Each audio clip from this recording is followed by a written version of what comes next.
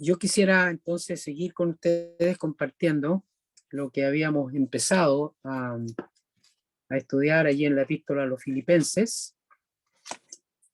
Y como dije, he encontrado aquí 8 exhortaciones, y si ustedes encuentran algo más aquí, sientan libertad de hacérmelo partícipe. Cada vez que uno va estudiando, va meditando en la palabra, encuentra más cosas, y Él nos va mostrando cada día más de lo que Él desea de cada uno de nosotros. 8 exhortaciones descritas aquí en el capítulo 4 de Filipenses. Como seguramente muchos de ustedes saben, Pablo tiene una manera de escribir en que la mayoría de las veces comienza con ciertas enseñanzas, ciertas expresiones doctrinales, aunque las intercambia con algunas experiencias también, pero fundamentalmente la primera parte de la epístola son de enseñanza, y luego viene la práctica. ¿Qué más práctico que lo que tenemos aquí en este capítulo 4 de Filipenses, ¿no? Así que voy a leerlo primero y luego vamos a continuar con nuestro estudio. Dice: así que, hermanos míos, amados y deseados, gozo y corona mía, estad así firmes en el Señor, amados. Ruego Evodia y Síntique que sean de un mismo sentir en el Señor. Asimismo te ruego también a ti, compañero fiel, que ayudes a estas que combatieron juntamente conmigo en el Evangelio, con Clemente también y los demás colaboradores míos, cuyos nombres están en el libro de la vida. Regocijaos en el Señor siempre. Otra vez digo, regocijaos. Vuestra gentileza sea conocida de todos los hombres. El Señor está cerca. Por nada estéis afanosos, si no sean conocidas vuestras peticiones delante de Dios, en toda oración y ruego con acción de gracias. Y la paz de Dios, que sobrepasa todo entendimiento, guardará vuestros corazones y vuestros pensamientos en Cristo Jesús. Por lo demás, hermanos, todo lo que es verdadero, todo lo honesto, todo lo justo, todo lo puro, todo lo amable, todo lo que de buen nombre, si hay virtud alguna, si hay algo digno de alabanza, en esto pensad. Lo que aprendisteis y recibisteis y oísteis y visteis en mí, esto haced, y el Dios de paz estará con vosotros. Vamos a llegar hasta ahí con la lectura por ahora. Y como he dicho, tenemos aquí 8 exhortaciones descritas que creo que son muy claras, o al menos quisiera yo compartir la meditación de lo que encontramos en cada una de ellas.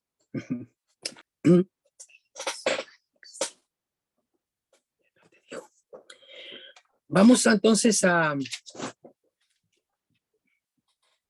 ir en primer lugar, repasar muy rápidamente lo que habíamos dicho la vez anterior. Creo que es importante tener en cuenta el ejemplo que el apóstol Pablo nos da de cómo compartir con nuestros hermanos, cómo hablar, cómo dirigirnos a nuestros hermanos. Un bonito ejemplo de cómo referirnos a ellos. Recordemos que él está en la cárcel y él ha orado por sus hermanos, como lo comentamos la semana pasada en el capítulo 1, hasta una de las 4 oraciones desde la cárcel. Pero tenemos aquí estas instrucciones en medio de esta carta, o al final, mejor dicho, de esta carta, donde uno la puede estudiar de diferentes perspectivas. Se ha dicho que esta es la epístola o la carta del gozo, la carta de la comunión, la carta de la victoria y la carta a través de la cual nosotros podemos ver al Señor Jesús desde principio a fin, como en otros escritos, por supuesto, del Nuevo Testamento, y en primer lugar como nuestra vida, como nuestro ejemplo, como nuestra meta y como nuestra suficiencia. De manera que entonces llegamos a este capítulo 4, donde el apóstol se dirige a sus hermanos, y yo pensaba, él dice amados y deseados. Amados. No basta con decirle amados, sino también deseados, o como también podríamos traducirlo, añorados. ¿Mm? Qué hermoso cuando nosotros no tan solo amamos, sino añoramos. ¿Mm? Alguien dijo que también podría ser esta expresión como muy deseados, muy deseados. Cuando uno desea estar con alguien más, o podríamos preguntar, ¿o con quién nos gusta estar a nosotros? Uno podría decir, bueno, es cierto, él está en la cárcel. Cualquiera que está en la cárcel a lo mejor podría estar mejor en cualquier otra circunstancia. Pero creo que nos hace bien pensar en nosotros mismos. Cualquiera que sea la situación que nosotros vivimos, pensemos. Añoramos, anhelamos, deseamos fervientemente estar con nuestros hermanos en Cristo, o tal vez pensamos, ojalá que a estos hermanos, ojalá no los vea nunca más, o no quiero saber más de ellos. Es muy doloroso, es muy triste saber que hay quienes no quieren estar con otros hermanos. Y él dice, gozo y corona mía, gozo y corona mía. ¿Eh?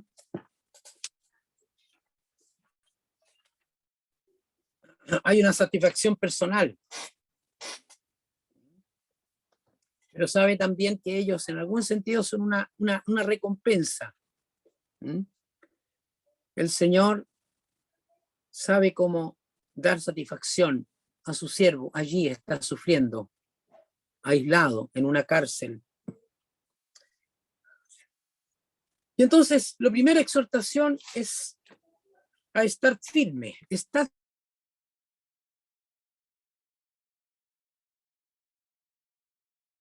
firme, dice, estar firmes. La segunda, un ruego a Evodia y Síntique. El ruego para que estos dos hermanas sean de un mismo sentir. Yo pensaba también, si hay dos hermanas que no son de un mismo sentir, se nota en medio de nosotros o en medio de nuestra congregación, o da exactamente lo mismo si una hermana con otra hermana no son de un mismo sentir. Da exactamente lo mismo. ¿Por qué?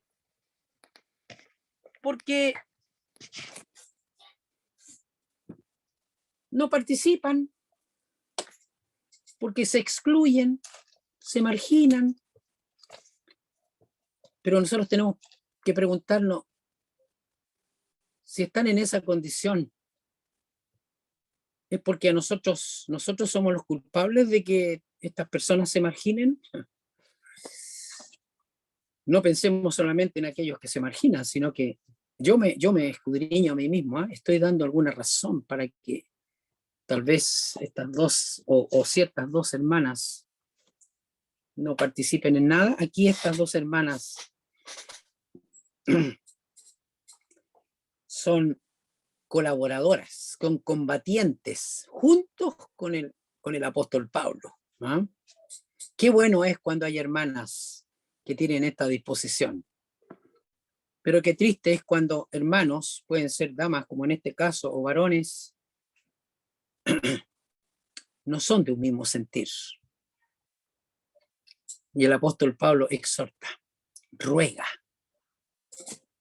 que sean del mismo sentir.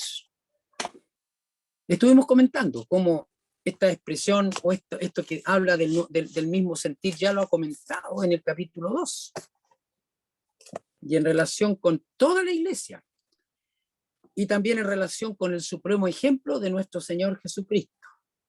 ¿Mm? Bueno, tenemos aquí entonces que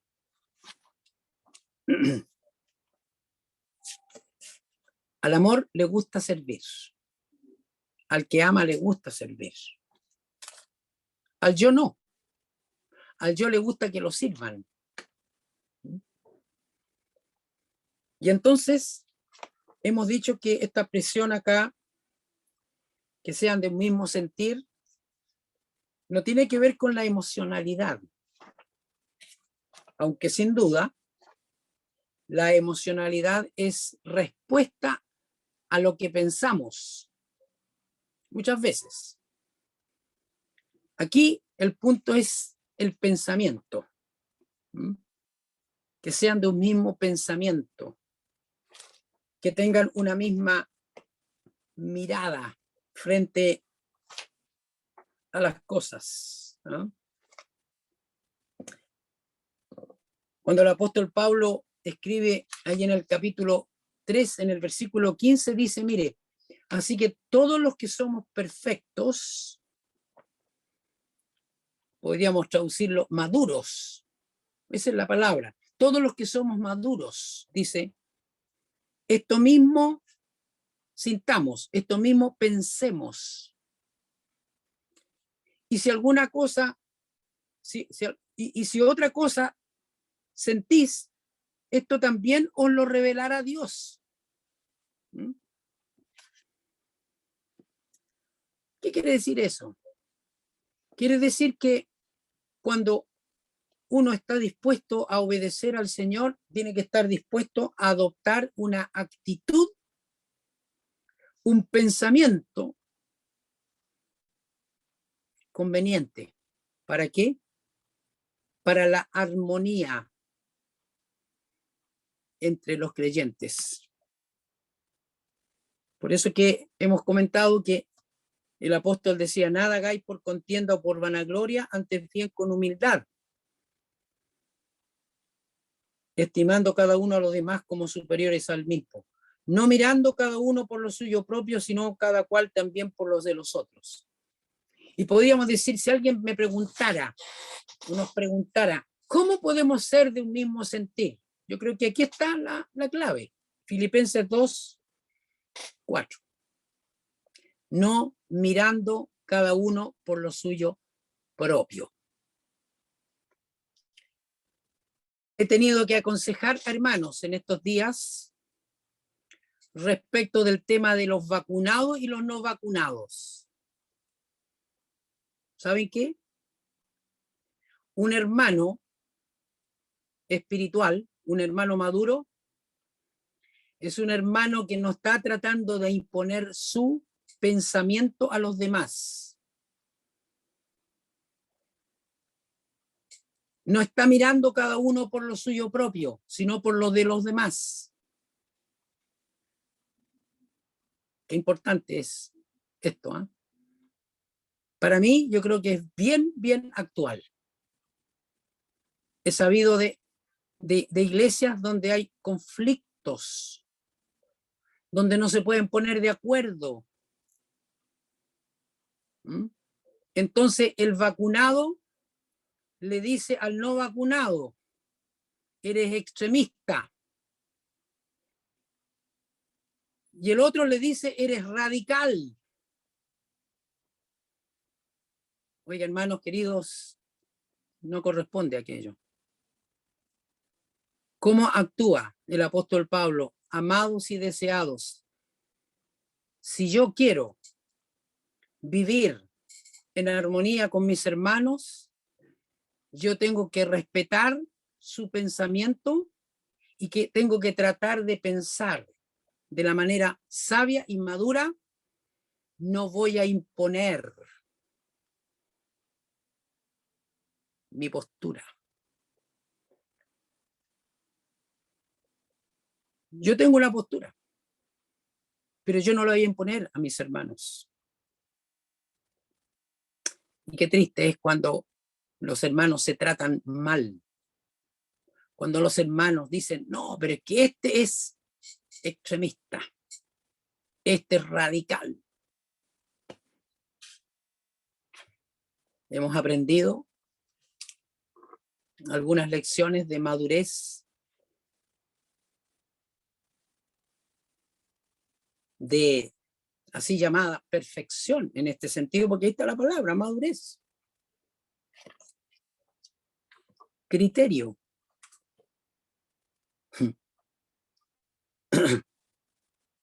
No mirando cada uno por lo suyo propio, sino por lo de los otros.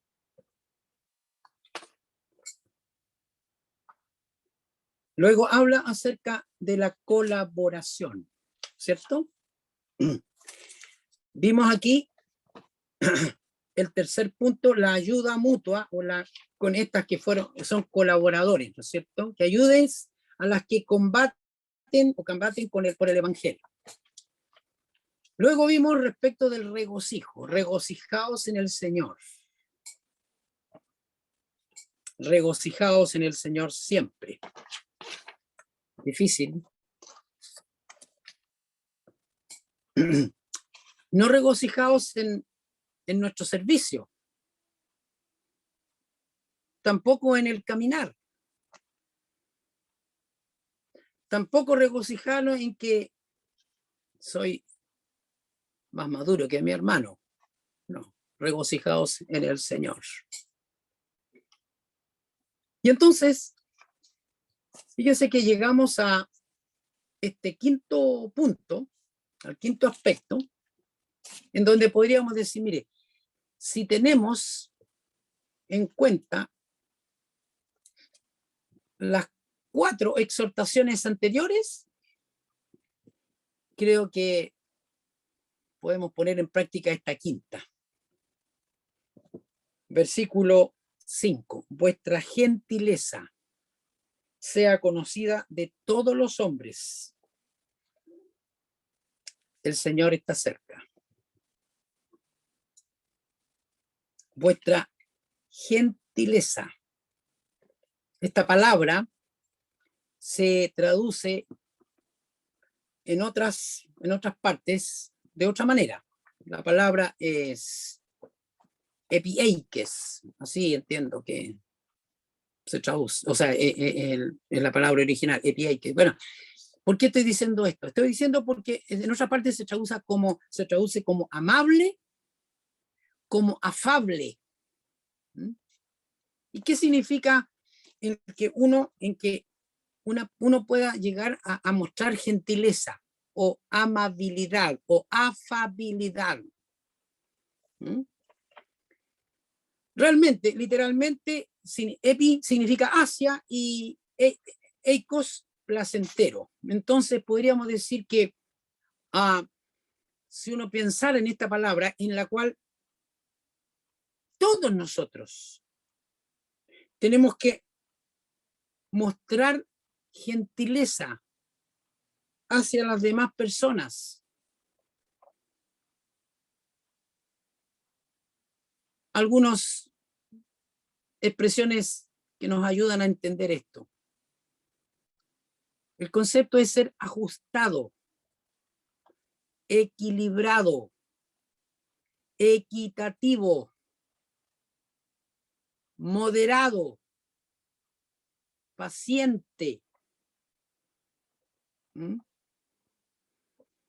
Esta da la idea de como que una persona que examina los hechos de un asunto y lo examina razonablemente, y entonces tiene una postura equilibrada, ajustada. ¿Mm?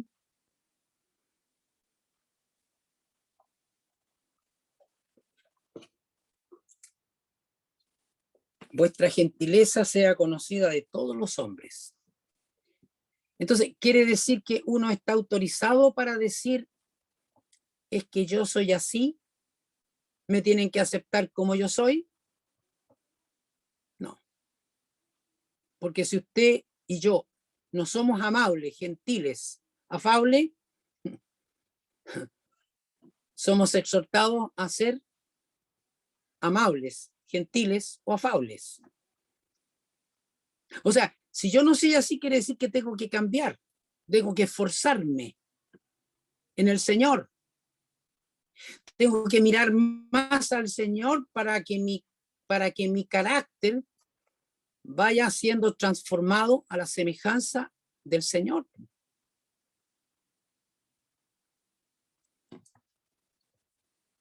Alguien podría decir, bueno, ¿cómo es eso? Dos cosas. Así de directo, así de complejo, y usted puede decir, así de fácil.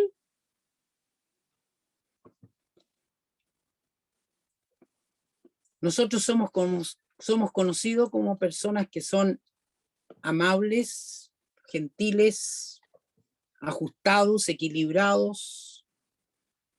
¿Mm? Yo no sé si los venezolanos utilizan la expresión que ya se ha hecho bastante común aquí en Chile, prender con agua, ¿no? Prende con agua, ¿no? Polvorita. ¿Mm? Después ustedes me dirán si lo conocen, si utilizan esa expresión. O si conocen la expresión, oiga, este tiene un carácter de los 1000 demonios. Así, ¿ah? ¿Mm? ¡Qué terrible! La Escritura dice, vuestra gentileza sea conocida por todos los hombres, por todas las personas. Entonces alguien dirá, bueno, pero si es que no se merece que yo le conteste, porque este o esta es complicado, ¿no? Es difícil, es terrible. Yo no puedo ser amable con ella, no puedo ser amable con él. ¿Sí? ¿Hay alguna excepción aquí? ¿Mm? Fíjese que, yo no sé si conocen el libro, pero yo tengo en mi biblioteca un libro que, no sé si lo tengo aquí bien a la mano, pero se llama ¿Cómo tratar con personas difíciles? Oye, es re bueno el libro, ¿ah? Súper bueno. ¿Lo tiene usted? ¿Lo tiene, ah? No, no lo tiene. Bueno, le voy a decir, ¿ah? Bueno, este libro, este libro nos enseña a tratar con personas difíciles. ¿Ah? Nos trata, no. ¿Ah? Pero estoy tratando de ver si lo tengo por aquí cerquita en mi biblioteca. Me parece que lo dejé un poquito más allá. Pero mire, somos exhortados a ser amables, a ser gentiles, ¿no? A ser personas que seamos, primero, no seamos difíciles nosotros. ¿Mm? ¿Mm? Hay un listado de personas así, ¿eh? Por ejemplo, les voy a mencionar algunos nomás para que ustedes vayan pensando en que, bueno, primero autoanalizarse, ¿no es cierto? Autoanalizarse y luego entonces pensar cómo lo hago para mostrar gentileza. ¿Mm? Mire, el criticón, ¿Mm? El mártir, El aplanadora. ¿Conocen al hermano aplanadora? Oiga, una persona aplanadora. ¿Eh? Cegado por la insensibilidad, así no tiene nada que ver. ¿Eh? El chismoso. El controlador. El traicionero, el indiferente. Oiga. Y así. ¿Mm? Hay otro que se llama el volcán. El volcán. El camaleón. El competidor o la competidora. Así, ¿ah? Vuestra gentileza sea conocida de todos los hombres. Primero, preocuparnos por no ser una persona difícil, una persona complicada. Ahora, ¿y qué pasa? Si usted dice, yo no lo soy, pero mire que tengo que convivir con estas personas, con estos hermanos, estas hermanas. ¿Es posible? Sí, es posible. Ese es nuestro desafío. Mostrar, ser gentil, ser amable. ¿Qué tal? Buen desafío, ¿eh? Primero, eso significa pensar por qué esa persona es así. Tratar de entender, tratar de no quedarse con la expresión externa, tal vez. ¿No? No quedarse con la primera impresión. O usted dice, yo no me estoy quedando por la primera impresión, ya llevo la segunda, la tercera, la cuarta impresión y vaya que no hay cambio. ¿Mm?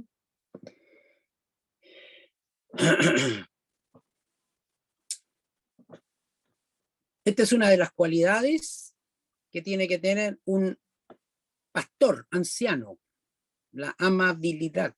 Esa es la misma palabra. ¿Ah? Epieikes. Mesurado, clemente.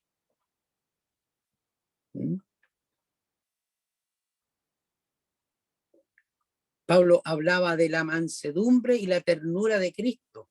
¿Recuerdan ahí en 2 Corintios 10? Hablamos de esa epístola tan personal. Entonces el apóstol habla cosas que no dice en otras epístolas, pero habla de la mansedumbre y ternura de Cristo. Entonces, esa es nuestra aspiración. Yo lo digo en primer lugar para mí. Si lo que estoy diciendo esto es porque es un desafío para mí, que mi gentileza sea conocida por todos los hombres. Y luego entonces manifestar ese carácter de Cristo.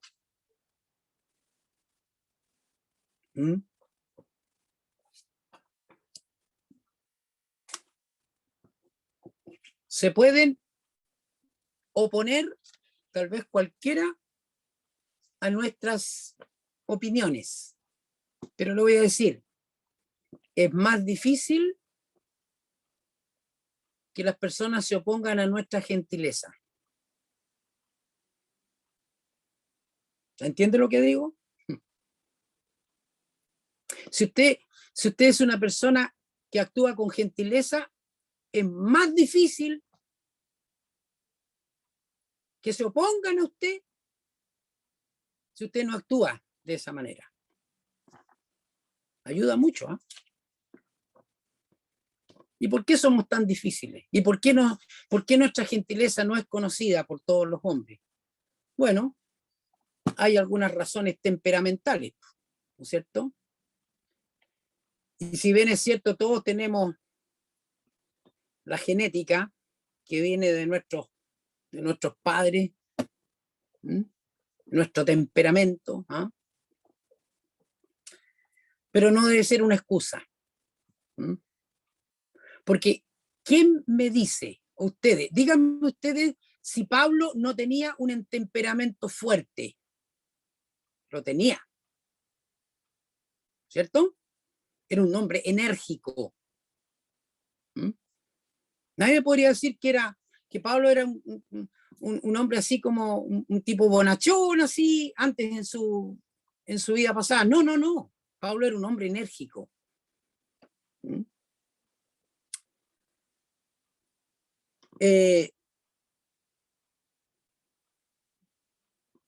Después uno puede estudiar los diferentes tipos de temperamento que tenemos nosotros, que todos nosotros lo tenemos, y somos una combinación, ¿no es cierto? ¿Ah? Hay diferentes enfoques o diferentes definiciones, ¿no? Pero qué interesante cuando uno piensa que el Espíritu Santo va a trabajar en nosotros y en nuestra contemplación de Cristo, nosotros vamos siendo transformados. Transformados. ¿Mm? Porque lo dice la Escritura. Y si lo dice la Escritura, quiere decir que yo puedo ser transformado. Entonces, yo no estoy autorizado a decir es que soy así y yo nací así y me tienen que aceptar así. No, no. Segunda cosa, las experiencias de nuestra vida, de nuestra infancia, de nuestras relaciones, nuestras primeras relaciones en la familia, en la educación, en la escuela, el ambiente, los diferentes ambientes donde nos hemos desenvuelto nosotros, también van generando, se va formando nuestro carácter. ¿No es cierto? Entonces, nosotros realmente tenemos que disponer nuestro corazón, nuestro ánimo, nuestro más profundo deseo de ser transformados, ¿m? A la semejanza del Señor Jesús. Y por eso entonces que viene a mi mente un pasaje muy conocido, pero necesario de tener siempre presente. Romanos 12, cuando Pablo ruega por las misericordias de Dios, que presentéis vuestros cuerpos en sacrificio vivo, santo, agradable a Dios, que es vuestro culto racional. La adoración razonable, mi adoración razonable, ¿m?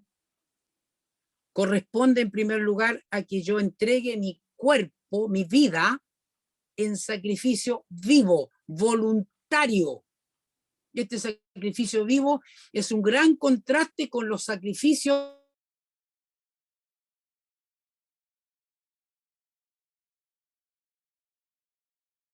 voluntariamente entrego mi vida al Señor y voy siendo transformado. No os conforméis a este siglo, sino transformados por medio de la renovación de vuestro entendimiento. Entonces ahí está la cosa. Ahora, es evidente que si ustedes me preguntaren ¿y cómo voy yo? ¿Cómo voy yo? Yo les puedo decir, el Señor todavía no ha terminado de trabajar conmigo, está trabajando en mí. ¿Ya?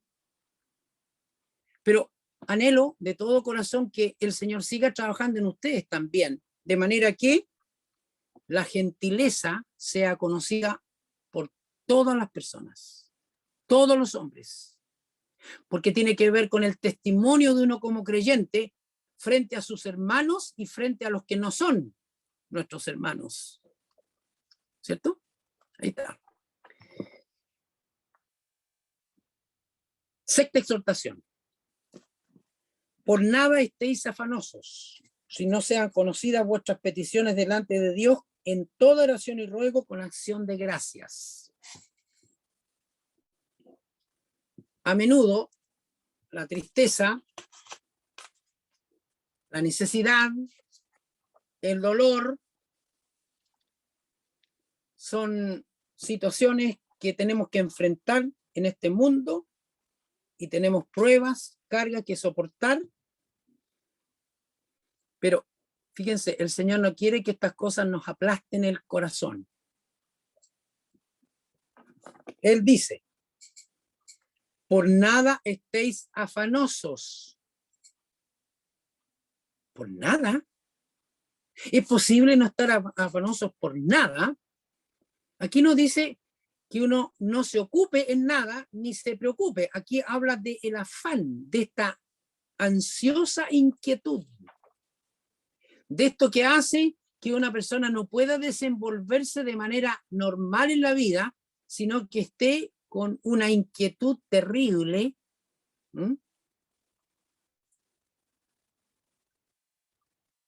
Y entonces, en todas estas circunstancias complejas,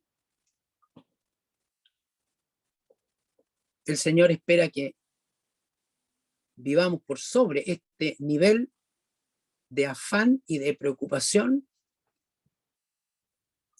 y que dice, sean conocidas vuestras peticiones delante de Dios.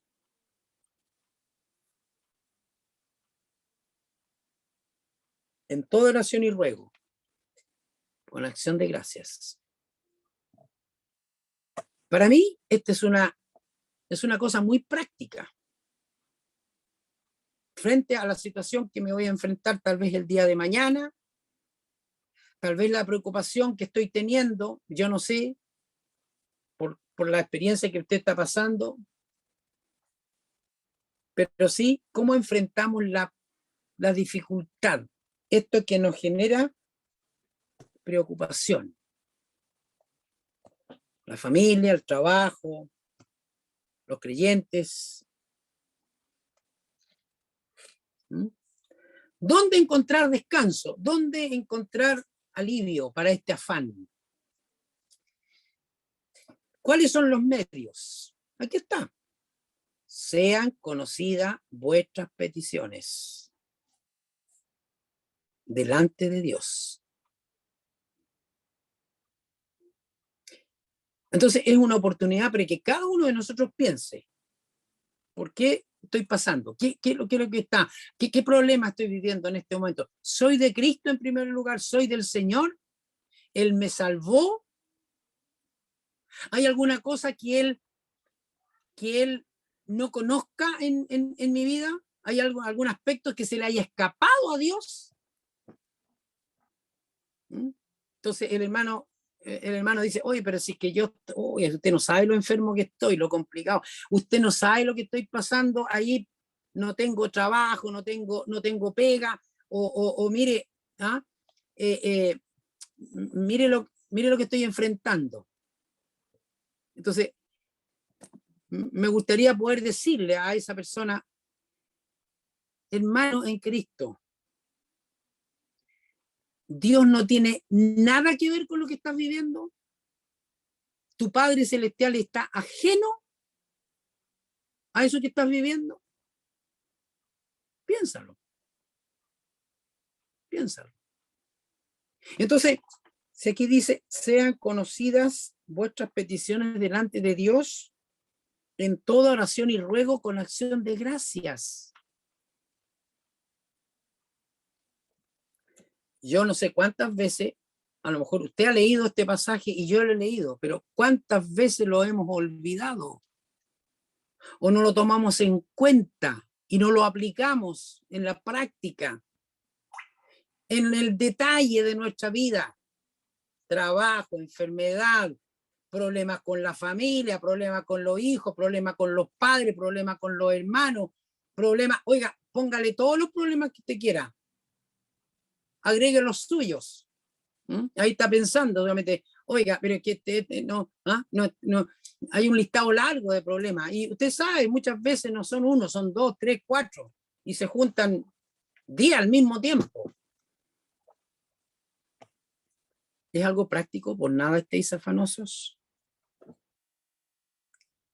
Y mire el resultado, la paz de Dios. La paz de Dios. ¿Sabe lo que es interesante? Es la manera en que Dios quiere actuar en nuestra vida. Fíjese que muchas veces Lo que el Señor quiere es que nosotros tengamos una actitud diferente, es que cambiemos nosotros como personas, y recién allí Él empieza a cambiar las circunstancias. Uno de los interesantes ejemplos son el caso de Ana. ¿Se acuerdan cuando hay en 1 Samuel? Ella tiene un tremendo problema. ¿Se acuerda el caso de Ruth, la Moabita? Perdón, Noemí. ¿Se acuerdan cuando Noemí vuelve a Belén, vuelve después de haberse ido del pueblo y vuelve? Y ella dice, no me llame Noemí, llámeme Mara, amarga. ¿Y sabe lo que sucede en la experiencia de esa mujer? Y en la experiencia que yo creo que muchas veces Dios también nos hace vivir esas experiencias. Cambia nuestras maneras de enfocar, nuestras personas. Y luego cambian las circunstancias.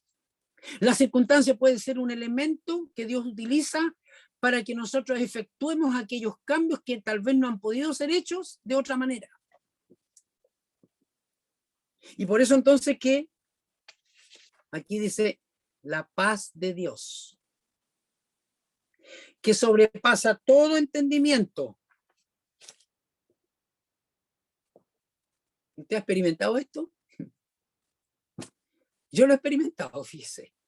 La paz que Dios me da sobrepasa todo mi entendimiento, porque yo no puedo entender cómo puedo tener paz en circunstancias en que tal vez yo no debería tener paz. Pero si yo descanso en el Señor, yo llego a tener paz. Aquí habla de la paz de Dios. Un poquito más adelante, aquí en el versículo 9, habla del Dios de paz. Pero aquí habla de la paz de Dios. No habla de la paz con Dios. La paz con Dios es a través de la obra del Señor Jesucristo, ¿no es cierto?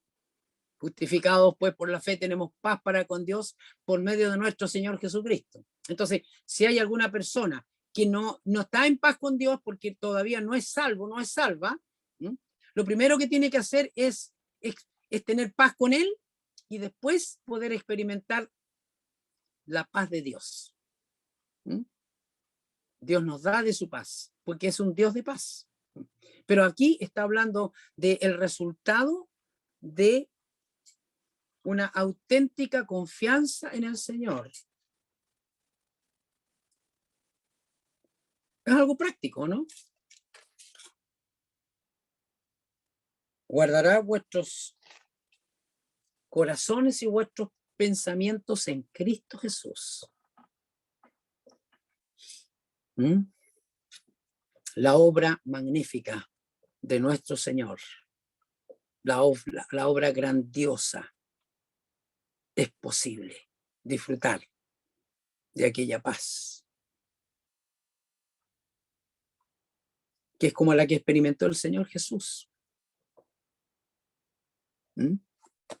Por eso es que necesitamos contemplarle más y más a Él, para saber enfrentar, para saber cómo actuar. ¿Por qué Él oraba siempre?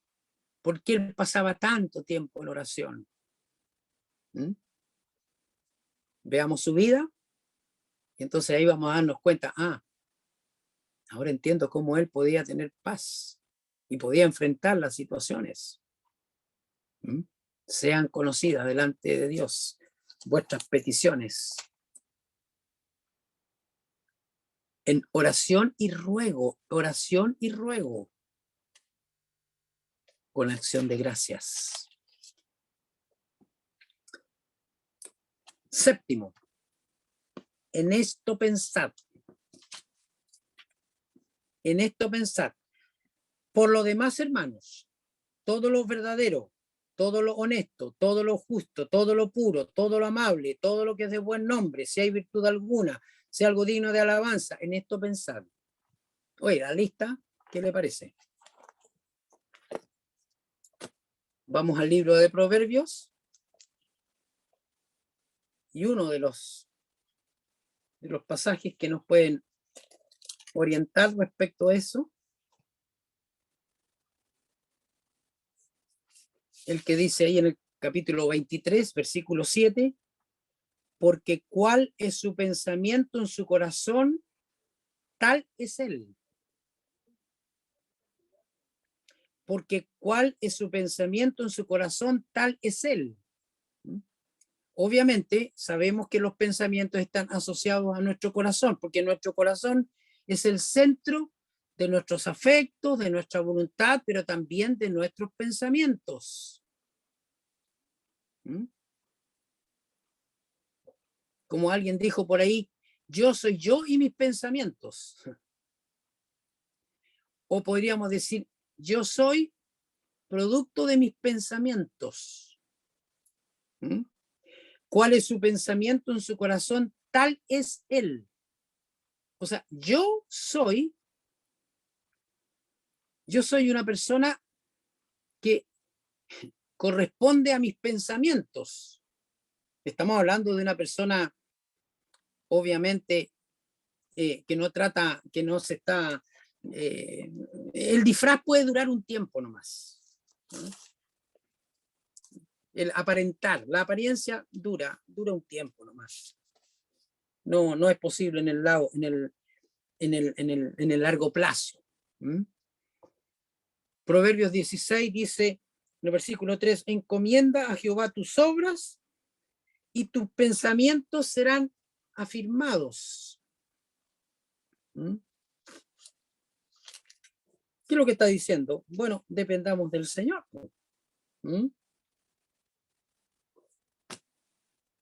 El Salmo, perdón, el pasaje conocido de Isaías, ¿se acuerdan? 26, Isaías 26 dice, tú guardarás en completa paz aquel cuyo pensamiento en ti persevera porque en ti ha confiado. Maravilloso pasaje, ¿no? Pero no, no es un pasaje lindo como para tenerlo ahí en un cuadrito. ¿Ah? No, es un pasaje para vivirlo. Dios desea que encontremos placer en nuestra vida en lo honesto, en lo justo, en lo puro. Ese es el contraste con lo que es nuestra carne, ¿no es cierto? Nuestra carne siempre está lista para escuchar palabras perniciosas, cosas censurables, murmuraciones, comentarios negativos, es decir, puras cosas malas, impuras, deshonestas, no amables, no equilibradas. Por lo demás, hermanos, todo lo que es verdadero, todo lo honesto, todo lo justo, todo lo puro, todo lo amable, todo lo que es de buen nombre, si hay virtud alguna, si hay algo digno de alabanza, en esto pensad. En esto pensad. O sea, somos estimulados a pensar de una manera adecuada.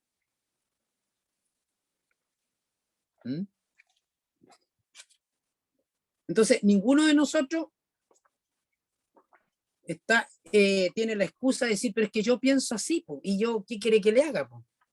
Si yo desde niño, o desde joven, o no sé, o desde tal momento en mi vida, yo pienso así. Po. Bueno, si usted está pensando mal, y es tan fácil como que usted tenga que cambiar su manera de pensar. Yo tengo que cambiar mi manera de pensar. No hay otra opción. No nos queda otra. No nos queda otra manera. Todo lo verdadero, lo honesto, lo justo, lo puro, lo amable, todo lo que es de buen nombre. Ahí está, ese es nuestro desafío, en esto pensar. Así que,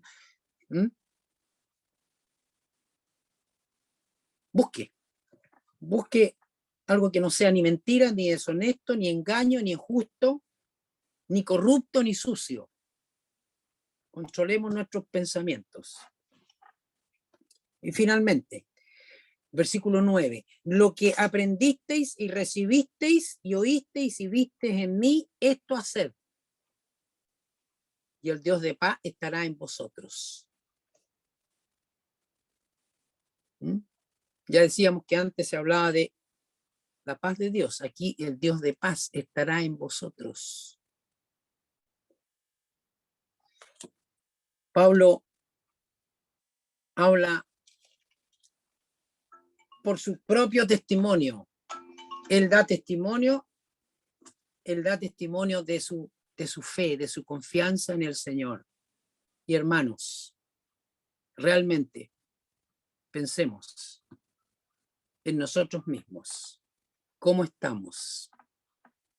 ¿Cómo estamos enfrentando, primero, nuestro aprendizaje, lo que aprendisteis, lo que recibisteis, lo que oísteis y lo que visteis? Primero, ojalá el testimonio de cada uno de nosotros pudiera llegar a ser tal que podamos también exhortar a otros de la misma manera. Ese es el desafío. Y en segundo lugar, mirar, oír, ver, aprender y recibir lo que vale la pena.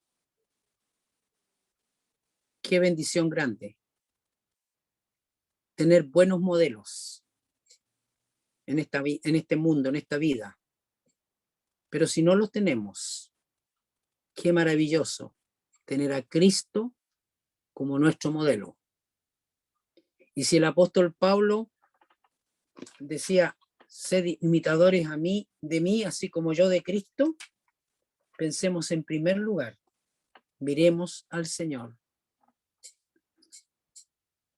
Y ahí no vamos a tener ningún problema de un buen ejemplo.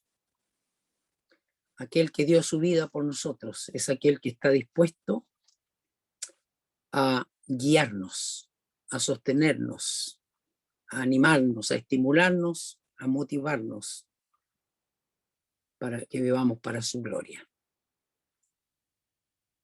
El tiempo ha pasado. Queridos hermanos,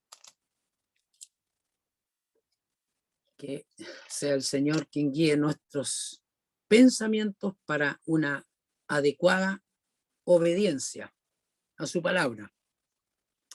Y como dice ahí en Santiago, ¿no es cierto? Sed hacedores de la palabra, no tan solo oidores, engañándoos a vosotros mismos. Lo que leo aquí en Santiago, lo digo en primer lugar para mí, mis hermanos. Pero que todo esto que hemos comentado, estas 8 exhortaciones, que sean algo práctico en nuestra vida. Muchas bendiciones.